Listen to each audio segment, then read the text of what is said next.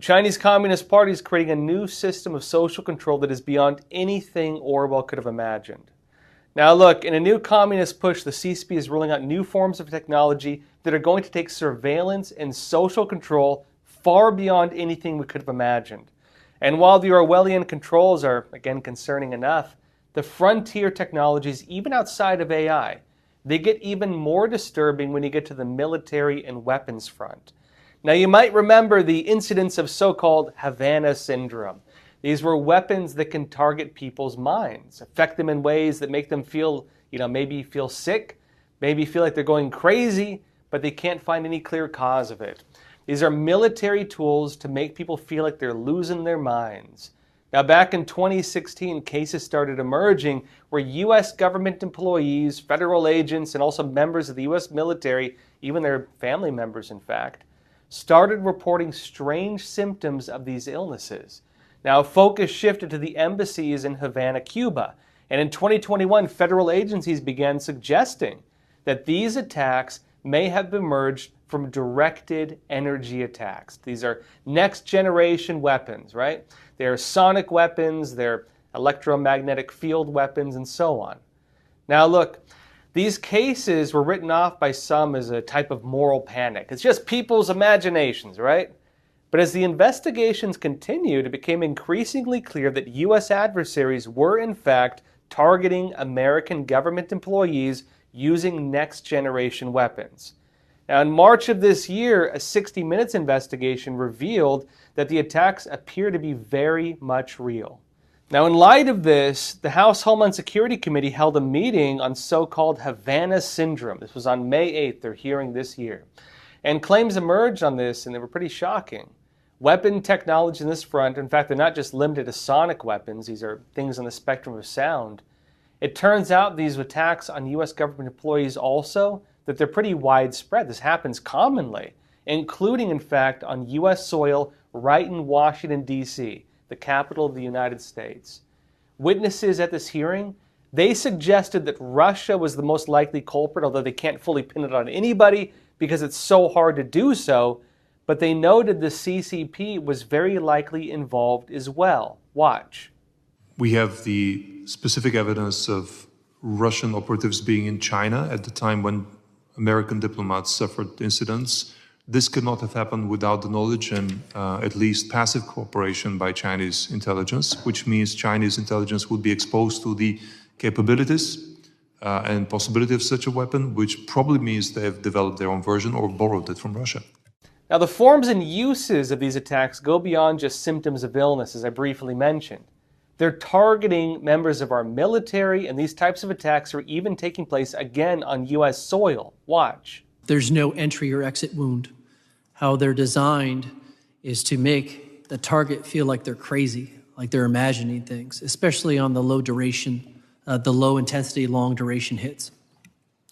But you were saying that the targets are most often always either CIA, FBI, intelligence, law enforcement individuals. Is that correct? No, I said diplomats, intelligence community, and Department of Defense make up the lion's share. You often don't hear about the Department of Defense, despite DoD having 5 or 10 times the number of survivors that Department of State has. Thank you for that correction, sir. And you guys also said that these attacks are happening right here in this city. Is that correct? Yes. Remember, Cold War type weapons often aim for things like plausible deniability. You want to be able to deny it. Invisible wars, attacks that are difficult to pin on any individual nation, larger military operations under Cold War tactics, well, they focus more on the gray zone, things that don't quite cross that line of being direct military action.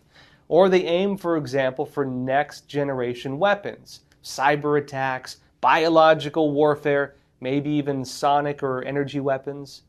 But back to artificial intelligence. The frontiers of this are also opening up new doors, not just for weapons, but also on the fronts of surveillance and social control. Now, we know about some of the programs here in the United States for next-generation computers, the chips in people's brains that let them control electronic systems. The Chinese Communist Party is actually working on things just like this as well, but they're doing it for other reasons.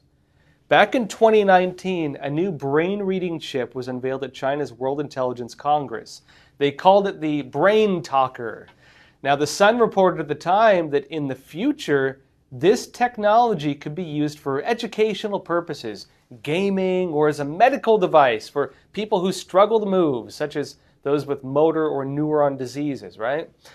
It wasn't long, though, before the CCP was accused of weaponizing this technology. In fact, right along those lines.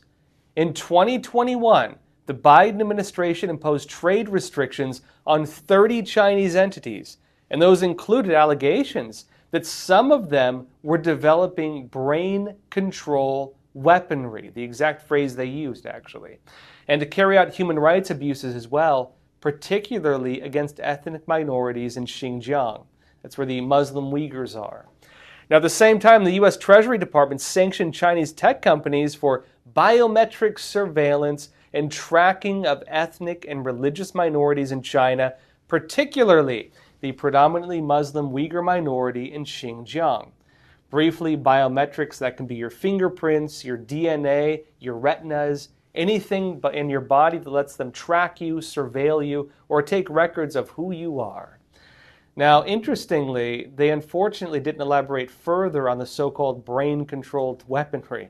We were left guessing on what exactly that entailed. But since then, we've watched the Chinese Communist Party doing a whole lot more with technology that sounds a whole lot like that. In 2022, Chinese researchers unveiled a new industrial robot. And what does it do? Well, it could allegedly read the minds of human factory workers with 96% accuracy. Imagine your coworker is a robot and it's reading your thoughts and reporting on you to the boss. And by nature of that too, maybe to the CCP more directly. But even going back to 2019, the Chinese Communist Party was already using similar technologies against school children. And part of this was being done in collaboration, notably with US tech companies.